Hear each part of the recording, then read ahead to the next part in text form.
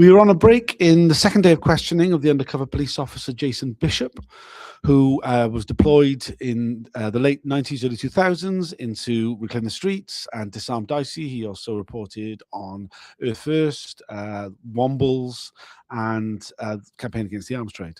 I'm joined by Dawn, who's been listening to what he's had to say. A lot of his questioning now has been about the Disarm Dicey of 2001, 2003, numerous anti-arms trade campaigns. We've just been heard about the Stop Spearhead campaign. What have you made of what he's had to say? Okay, it's very relevant to me because there's been some red plans to chuck red paint about. He was adamant it was white paint. Yeah. Well, I would imagine it's red because I think that's a great idea. Yeah. And what struck me about it was I'm unaware when he was grilled about his involvement in the planning and the term avant provocateur came up, and I was thinking, well, does that mean at a certain to past a certain point, is there an undercover police officer guilty of what I understand as entrapment? Yeah. And I imagine that's the case. And then people in the room started to say, well, there's so many crimes that are being uncovered during this process. Yes. That it gave me the chills a bit. Yeah, I mean, so he's been quite candid about the fact that he was involved in the gluing of locks, the throwing of paint. In fact, there's been numerous crimes that he's been admitting to. When we were earlier on, we were talking about the fact that he was given the green light, the authorization to go and do crop trashing with the GM crops.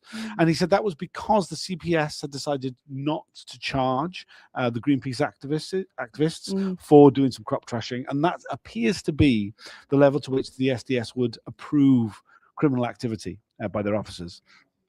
It's unclear whether the CPS would not be charging people for smearing red paint and gluing locks of arms trade offices, but I don't know. It's difficult to know. I mean, sorry. He's given the impression that this was perfectly okay, that there was no concern about the fact that he was doing this sort of criminality. Yeah, and like I say, it gives me the creeps. And also in that room, in the inquiry room, we can't see anyone. No. I was expecting to actually be in a hearing, and there's just screens to read the proceedings. So I wanted to ask you about that. Do you ever get to see these people? Yes, I mean, I would say that this is special measures. Normally, we are able to see the witness. The witness appears in person. In the case of Jason Bishop, for reasons that have not been explained to us, he has a level of anonymity, which means that not only do we not know his real name, Jason Bishop is the cover name. We don't get to see him. Often we're allowed to see them in the room, but people only get the audio broadcast. But in this case, he's joining via a video link, and the barrier is up. There's the room we're in is often double the size. There's a barrier been put in place, the shutters put across, so we don't even get to see the screen. I don't know why the inquiry does this. I think it would be perfectly possible for them to turn the screen around so that only the chair can see the screen of his face. It would make the proceedings a lot easier to follow. We don't get to see any, or the cameras could be pointed at other things. Those who are following at home on YouTube, they don't get to see the documents as we have presented with them. They just get a thing saying audio only with just the sound of it. It is very frustrating. It's very difficult to follow, particularly because the inquiry has been having a lot of technical difficulties lately. People watching these will know that I've been having technical difficulties with the broadcast because of the internet. I don't know if it's for the same reason, but there's been a number of times where his answers haven't been legible, where he claims he can't hear the question. I feel like some of these have been quite convenient for him, but I also do believe that the technical problems do exist.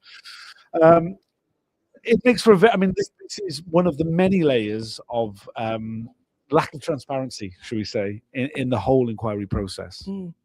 I don't know whether to bring it up to date with things I'm up to, but maybe in a sec we will. But I'm also just wanted to reinforce it's so hard to follow. Yes. And yet it's so important. Yes. And I want to know, it makes me want to know a bit more about where does this inquiry lead after all the tranches? Where do the people take it? I mean, I think that's by design. It's not a mistake. It's not an unfortunate byproduct. I think that the inquiry is doing its very best to be as secretive as possible. We know that there are multiple layers of redaction and censor that are gone through before we get to see anything in this process. Of course, this is only one part of the inquiry, the closed part of the inquiry. We've had no, well, that's not true. There is a closed part we are aware of, but there is also a secret part, which, as far as we know, maybe more hearings, maybe more witnesses, maybe much bigger than the public element of the inquiry.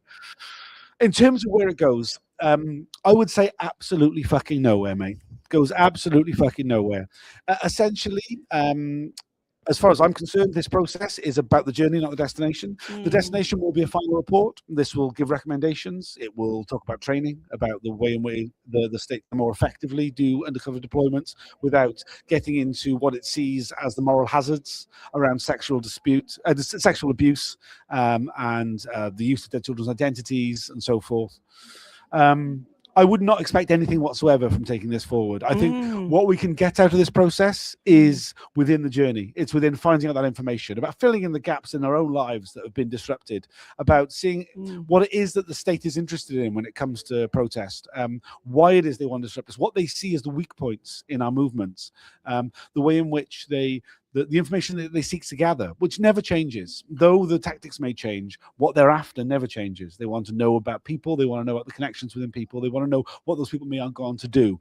I think that the end goal of so much of the undercover deployments was about vetting, blacklisting, preventing people who were involved in any form of progressive radical politics from ever getting into a position of influence within society, whether that's the media, the civil service, or anything else. And I think really with understanding that, we've given some tools, some ability to protect our movements. I think particularly when it comes to disruption, something which we saw a little, there was some questions just then for Jason Bishop about the way in which an action that was due to take place against an arms manufacturer transporting bombs to Fairford, that action had not happened, and we saw a report that said that Detective Sergeant Bernard Greene said that this was a sign of what a great deployment that Jason Bishop had, that he had been able to disrupt this action. He played that down very, very quickly, very, very firmly. No, he didn't have any reason to disrupt it. It had been abandoned without him. That's because I think it's very clear that a huge part of what the undercover police did was disruption. They play that down because that suggests a level of agent provocateur activity and anti-democratic sort of organizing that they were doing, but I think it's very clear that that was a huge part of their role. And identifying the ways in which they disrupted groups, we see it so much in the reports. We've seen in his reports about the trying to drive a wedge, the divisions within people within groups. We've heard right from the very start of the existence of the unit of them identifying disagreements, blowing up personal disagreements into political ones, setting purity tests, putting activists against each other within groups, splitting groups apart, destabilizing, undermining, destroying groups. So creepy. It is incredibly creepy. I mean, this whole process is incredibly creepy.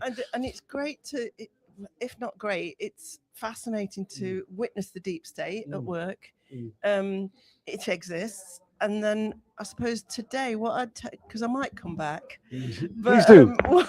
What my takeaway is today is that if campaigns can observe good community organizing facilitation strategies to combat some of that disruption and false conflict that's being planted, that's great. But also the more open in terms of confrontation, the powers that be, and announcing openly what the plans are, which is recently the Defend Our Juries ACE card, then the better, because it makes, jackasses like this redundant, really.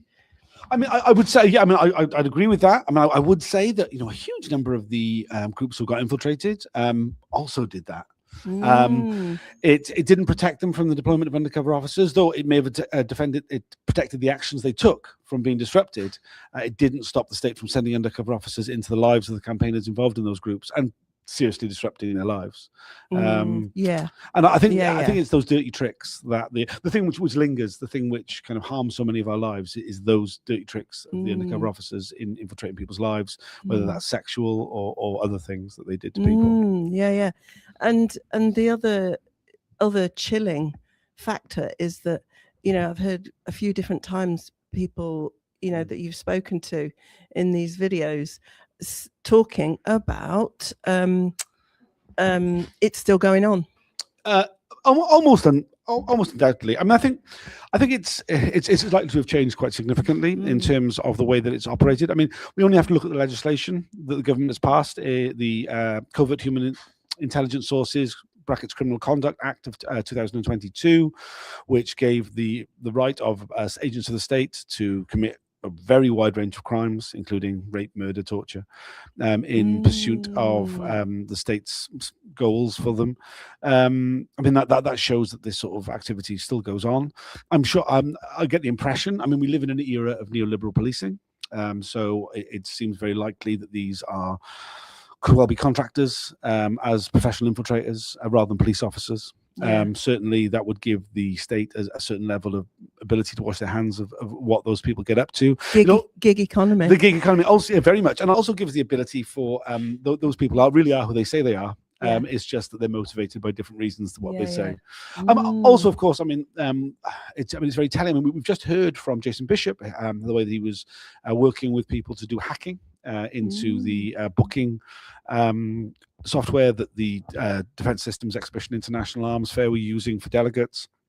It's the beginning of seeing sort of electronic activity, you know, sort of about the electronic blockade of Spearhead. And I think that this electronic surveillance is just an enormous growth area. In the 25 years since what we're looking at today, things have come on a huge amount in that. I think people should be aware that, you know, we're not talking about the algorithm here. We're talking about, you know, real life police officers sitting at terminals using the vast array of police resources, of cameras, phones, automatic number plate recognition, the huge swathe of things that exist in order to monitor people in real time, not monitoring them on the internet, monitoring them in the world using electronic surveillance. Well, okay, you got to fight for your right to party. Well, I'll have to do it. I mean, I think, you know, it's, at the end of the day, it's one of those things where they can cut the flowers, but they can't stop the spring, comrade. I mean, you know, there are these things are sent to try us. If they didn't fear us, they wouldn't do these things. They come at us because we are strong. Bang on. Yeah. Is there anything like, this is only a short break. We will be going back in for. I'll be back next week. There's loads I can't say and loads I want to say, and I probably will soon. Yeah, there's the next session of the hearing will be enclosed. We'll be able to be in it, but I won't be able to report on it. I think they might have already restarted, judging by everybody's left the room. So we'll head back in now. Then there will be an open session after that, which I will report on. Thanks for joining us. Bye for now.